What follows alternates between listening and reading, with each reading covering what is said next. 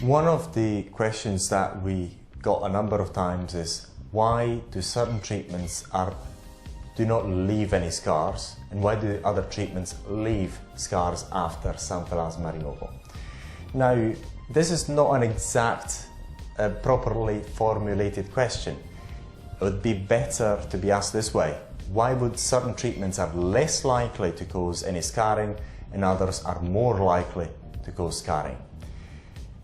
Those treatments that are the most invasive, namely surgical removal of your xanthelasma, are the most likely to leave scarring. However, even those can be performed without leaving scars. However, the likelihood of leaving a permanent scar is quite high. The main reason of a scar forming are one or two. The number one is due to the procedure, and the number two is due to the healing progression, or the aftercare of the part that's been treated. Let's look at number one, which is the way the area was treated, the way xanthelasma was removed.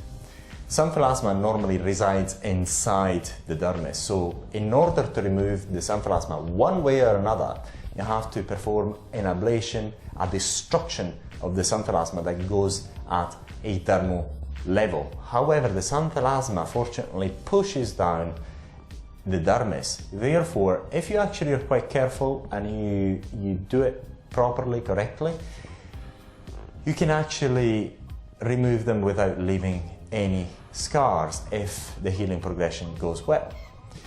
However, the likelihood of that occurring is not nil, and we're all humans, and you have to rely on your own judgment when you remove xanthelasma, either using lasers, using electrical arcing, surgically, or using cosmetic peels. So the ones that are most likely to leave scarring or marks of some sort are: number one is surgery, because surgery is normally carried out using a scalpel, and scalpels are not as precise as lasers. So these, and normally sometimes some surgeons can actually stitch up the area, so that can leave a scar as well after healing. However, once again, even if you have a scar left, normally they're not as visible as your own previous xanthelasma, so the result is better anyway from an aesthetic point of view. Lasers are much better than surgery, or electrical arcing are much better than surgery as well. Then if you compare lasers and plasma or electrical arcing or electrolysis, as other people call it, for xanthelasma removal, the two of them are quite comparable in terms of likelihood of leaving some scars or marks, or permanent marks. However, this is also due to the way that xanthelasma have been removed, not only the equipment, the way that the xanthelasma have been removed, if the ablation was done a bit too deep or not.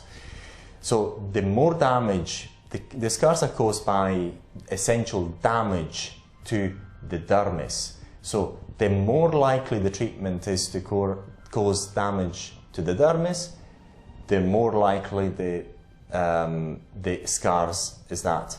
The more likely are the scars to form after the treatment. And therefore, say for example, when you do surgery, these are quite invasive treatments, and very likely you're going to cause some trauma to the dermis, and therefore it's more likely to cause scarring.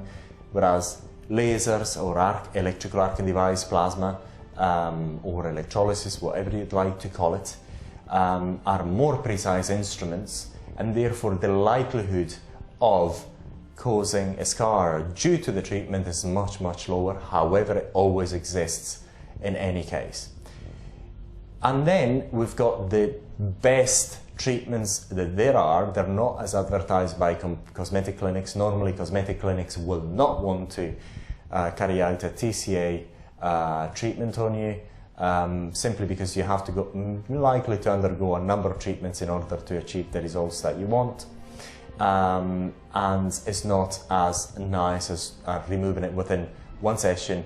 using lasers or electrical arcing devices. So, but these are the treatments that are the least likely to cause scars. The reason is because by using cosmetic peels, especially the xanth remover or glycolic-based, ad hoc made glycolic-based products, cosmetic peels that are made for xanthelasma removal or removal of this sort of lesions, do not cause normally very important ablation to the dermis, a very important trauma to the dermis, therefore are quite unlikely to cause scarring. However, there's no treatment, including the TCA or the xanth remover, that can guarantee 100% that you will not have scars or some marks after treatment. To date, there hasn't been any scars with the xanth remover. However, we do not guarantee that scars may not appear. But if you actually understand that after thousands of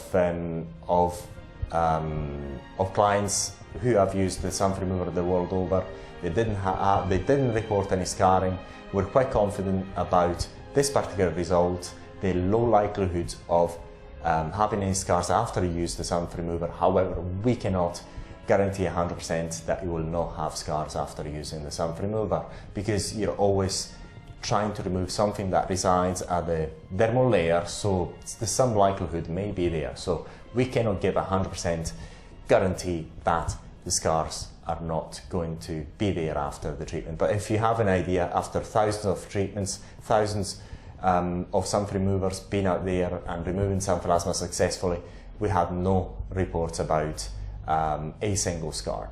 If we then compare TCA and xanth remover, then TCA is more likely to cause scarring than the xanth remover. The reason is very simple. With TCA, it depends where you buy TCA from, what concentration you buy it at, and so on. And also the other problem with TCA is that it is quite difficult to stop its ablative effect, its destruction power, because if you apply TCA and you wipe it off and rinse it, TCA is still working there, still ablating even if you rinse the area. Normally, to stop TCA from working, from doing its own ablation, you have to use a neutralizer. And that point you can have a degree of control. So you have a lesser degree of control. Whereas with the xanth remover, in order to stop its effects, all you do is wipe it off and rinse it with water, and you stop its effect immediately. So you have a far higher degree of control, and also glycolic acid with vitamin A is not as aggressive as TCA, and because it's far easier to control, it's far less likely to cause scars after the treatment. Hopefully you found this video useful, and once again, if you have xanthelasma while keeping them, now you can buy the xanth remover from this website, XANTHELASMARemoval.com, and get your xanthelasma removed safely and comfortably from the comfort of your own home, and we dispatch it the world over. Thank you for watching.